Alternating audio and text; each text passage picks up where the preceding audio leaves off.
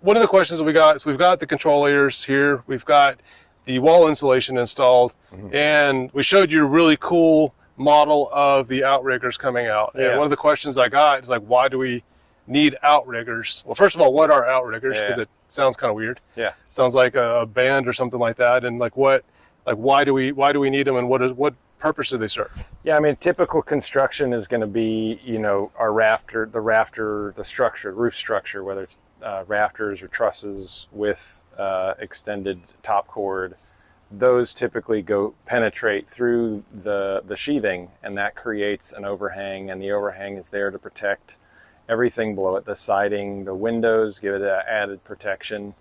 And you know, we know that the overhang is going to protect primarily the upper half of the wall, because you've got, you know, like, you can't, unless you go really deep, you're going to the lower half of the wall. So overhangs are especially in a construction like this, where we have really deep reveals for our windows.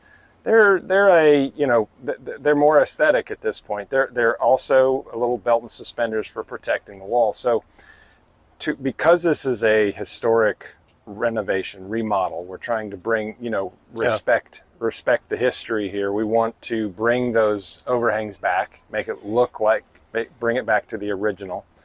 And so to create overhangs, instead of letting the structure penetrate the sheathing and just have it be part of the roof structure, and the reason we're doing that, we don't want the penetrations, because it's a penetration that where air sealing air leakage can happen, and you have all that detailing. So in order to create the overhangs, we're building them to the outside of the structure. So we're allowing you to create a shell in a more simple way, to where that transition from roof to wall is just straightforward. It's sheathing coming down to the wall, sheathing going down the wall, and it's very clean intersection. No penetrations coming through, which are thermal bridges, air leakage, you know, interruptions in the insulation, that sort of thing. So if we put them on top of the roof structure, then we can encapsulate them in insulation, let the insulation carry out with the overhangs, or with these Outriggers, and it creates an overhang, and it looks exactly the same as if you had it buried within the structure. You bring up a good point. So it's really it sounds like the air control layer. We have more control over that, because this Monopoly house, we shot some pictures of that. We did the testing, the sheathing went up, but typically the rafters come down. You've got the ceiling joist that usually nails onto the ceiling joist, and the sheathing's right below that, because you might have some blocking in there. But that's where a lot of the air is going to leak. It's a tricky the blocking spot. in the bands. It's a tricky spot to get the air sealing right, and a lot of the default is, let's just put some foam around it. Well, foam is never going to be 100%. About spray foam? Yeah, spray foam, or any kind of either minimally expansive or expansive foam around any of these joints. That's sort of the go-to, and it's an issue that when the building moves, that foam starts to delaminate. You know, it starts to delaminate from those joints, or it's done in a sort of maybe a lazy way, and so it didn't get quite all. That's just it's a very difficult. And sealant, same thing. That stuff's going to dry and potentially, and so there's just these are ways to try to eliminate those problem areas. You know, to create some simpler way to get us our air barrier without having to, you know, and create the overhangs. So why not go with the traditional framing and wrap the whole thing with plywood, air seal that, and then basically add insulation on top of that?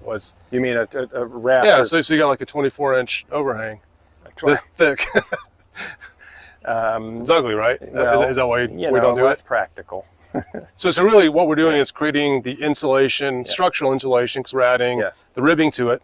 That's right. And it has the same traditional thickness of a regular overhang. That way when someone looks at it from the outside, they're not going to know the mass is mostly insulation. That's right. You have a lot more control over it. We're going, and the Outriggers, if anybody's going to ask this, probably is, you know, how big do these Outriggers? They don't need to go all the way to the roof. So if you have a 12-inch overhang, you need a 3-foot Outrigger. 2 foot goes on the roof, a foot goes out, cantilevers. And the same, it's 1/3, 2/3 is the general rule for cantilevers. So that's all, it's as far back as you need to go, and then all of that will be basically, we're going to rip these 2x6s to 5 inches. We have 2 layers of 5-inch. And so we're going to rip the 2x6 to 5 inches deep, and then our insulation is flush. Insulation carries out, meets the end of the rafter tail. And the reason we're doing that is because what are you going to do with that space otherwise? And also, with insulation inside the cavity the way it is, and on top of it, we're keeping those outriggers at the same temperature as what they are, inboard of the exterior wall. So there's no difference. The expansion and contraction happens at the same rate of the entire outrigger, so that out here it's protected just as much as it is where it is inside, inside the inboard of the exterior wall.